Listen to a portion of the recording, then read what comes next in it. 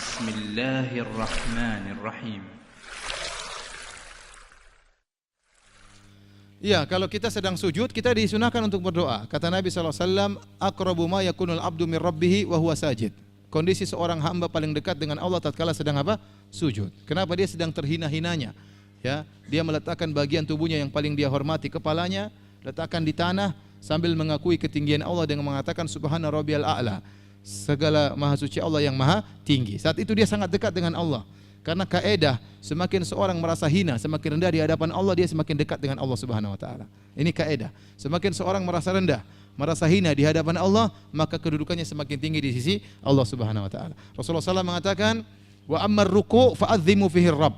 Adapun tatkala kamu ruku' maka agungkanlah Allah dengan mengatakan subhana rabbiyal azim.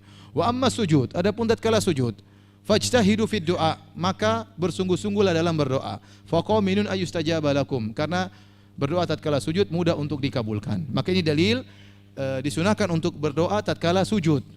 Dan bukan dikhususkan dengan sujud terakhir saja. Sujud pertama, sujud kedua, sujud ketiga, sujud keempat, sujud keenam, sujud kedelapan. Kapan kita sujud kita boleh berdoa. Namun saya ingatkan, tatkala Anda sebagai imam, maka Anda jangan lama-lama ya.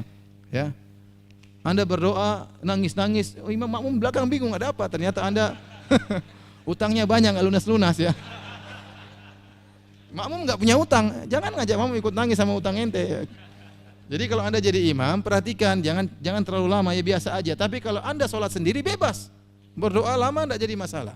Diriwayatkan dari Abdullah bin Zubair radhiyallahu anhu, beliau setelah sholat maghrib, beliau sholat kemudian beliau sujud. Setelah sholat maghrib, sholat sunnah setelah sholat maghrib, beliau sujud, beliau tidak angkat kepalanya kecuali adzan isya. Ya. Kalau Anda ingin berpuas-puas sujud, tidak jadi masalah, tapi jangan tatkala jadi imam. Ya. Karena imam harus memperhatikan kondisi apa? Makmum. Ya. Demikian juga tatkala Anda jadi makmum, ya, Anda juga jangan sujud lama-lama. Ya. Imam sudah Allahu Akbar, Anda masih sujud terus. Ya, ini. Jadi imam, innama ju'ilal imam liyu'tamma bih. Sungguhnya imam itu dijadikan untuk diikuti, bukan untuk ditinggalkan. Ya. Ya, imamnya sudah berdiri, ente masih sujud. Ada saya pernah lihat di YouTube seperti itu. Ya. Ada orang, saya nggak tahu dari mana videonya, klipnya. Jadi imamnya sudah sholat tarawih. Jadi pas sujud kedua dia sujud lama. Imamnya sudah berdiri, sudah baca alhamdulillahirrahmanirrahim maliki yaumiddin, baca surat, dia masih sujud terus. Nanti mau ruku baru dia berdiri. Nah, ini salah seperti ini. Ente mau cari muka kepada Allah, cari muka yang salah. Ya.